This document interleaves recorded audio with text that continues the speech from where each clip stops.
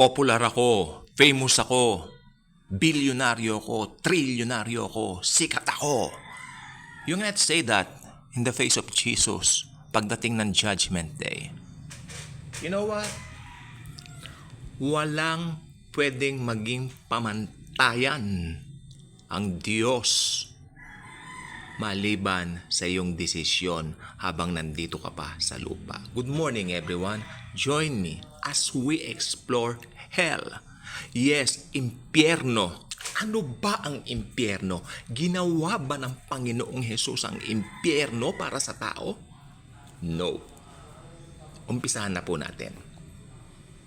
Hindi mo pwedeng sabihin sa Panginoon na ikaw ay popular, matalino. Tandaan po ninyo, ang katalinuhan ng mundo ay kamangmangan sa harapan ng Panginoong Kristo. Kaya sabi ko po sa inyo, kung meron tayong dapat ipagmalaki, iyon ay walang iba kundi ang Panginoong Kristo mismo. Sabi ng Biblia, I am the way, the truth, and the life. No one cometh to the Father but by me. Yan ang sabi ni Jesus sa Bible.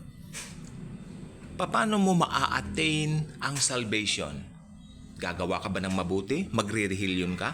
Most people right now, busy sa paggawa ng mabuti, good deeds, mga gawaing pilantropo, alam niyo po ang sinasabi ko. Then, sa bandang huli, sila po ang matatanyag. Hindi naman na ibibigay ang glory sa Panginoong Hesus kung totoosin. Sapagkat yung mabubuting gawa na yan po ay para lamang sa kung tutuusin doon sa mga gumagawa ng mabuti. Para matanyak sila. Pagkatapos i-credit nila, o ayan Panginoon ha, gumawa ako ng mabuti. May karapatan akong pumunta sa langit. At meron pa po ko nabasa, mabait ang taong yan, kaya taas noo siyang haharap sa Diyos.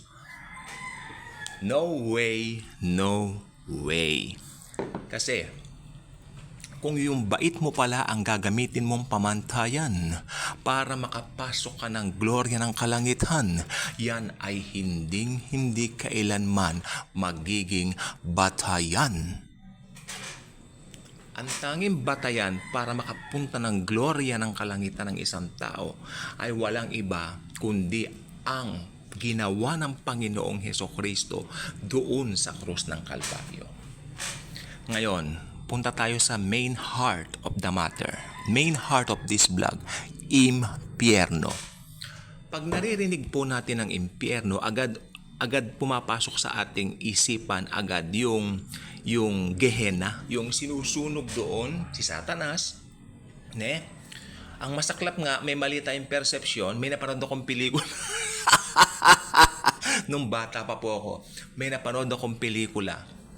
Nasa impyerno sila, no? Napunta raw sila sa impyerno kasi namatay yung mga bida, mga loko sila eh. Napunta sila sa impyerno, pagkatapos si Satanas nakatayo, may hawak pang tinidor si Satanas. Kanyang ganon. Parang siya ang tumatawa-tawa doon. Ako ang hari ng impyerno, kanyang ganon. Tapos yung mga tao doon, nagtatawanan din, yung mga babae para mga bruka. Ganon. Alam po ba ninyong hindi po ganon yon? Hindi po ganon yon. Kasi nakalagay po sa Bible sa bandang huli, no? Doon pa lang magkakaroon ng laman ng Gehenna. Ngayon po bakante ang Gehenna. Bakante po ngayon yan.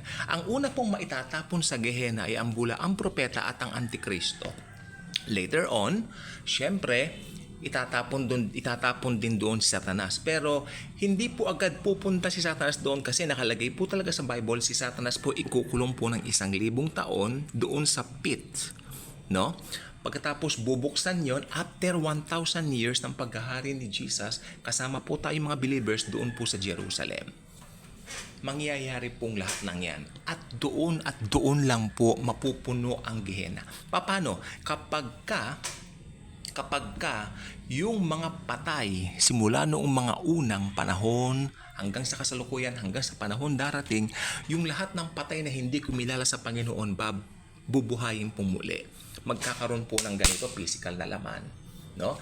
At sabay-sabay silang ibubulid sa apoy ng impyerno. Gehenna na. Hindi na po Hades. Sa kasalukuyan po kasi pag namamatay yung mga unbelievers, pumupunta po sila sa isang temporary place na kung tawagin ay Hades. So doon sila maghihintay ng araw ng paghuhukom. Tama po yan, ano po? Habang yung mga fallen angels naman, naghihintay ng araw ng paghuhukom na ngayon nandoon po sila sa Tartarus na tinatawag na salin ng impyerno. Okay, so sa mandang huli, magsasama-sama po sila sa Gehenna. Nandoon po si Satanas, nandoon po ang bulaang propeta, nandoon ang Antikristo. Lahat ng mga tao na nag-reject kay Jesus Christ ay nandoon na pong lahat sa impyerno na kung tawagin natin sa salin na Gehenna. Pero taliwas dun sa napanood kong movie nung bata pa ako, si Satanas ay hindi tatawa ng ha ha ha ha ha. Hindi. May mga babaeng hi hi hi. Hindi po ganon. Sabay-sabay silang pahihirapan araw at gabi. Kaya hindi mo pwedeng sabihin, mayaman ako, sikat ako, pamoso ako, famous ako sa mundo. Marami akong taghanga, marami akong followers, mahal ako ng mga tao dito. Mahal ka ng mga tao dito sa lupa. Sabi ng Bible, kung ikaw ay taga-daigdig, makikinig sa iyo ang daigdig, yan ay iyong asahan.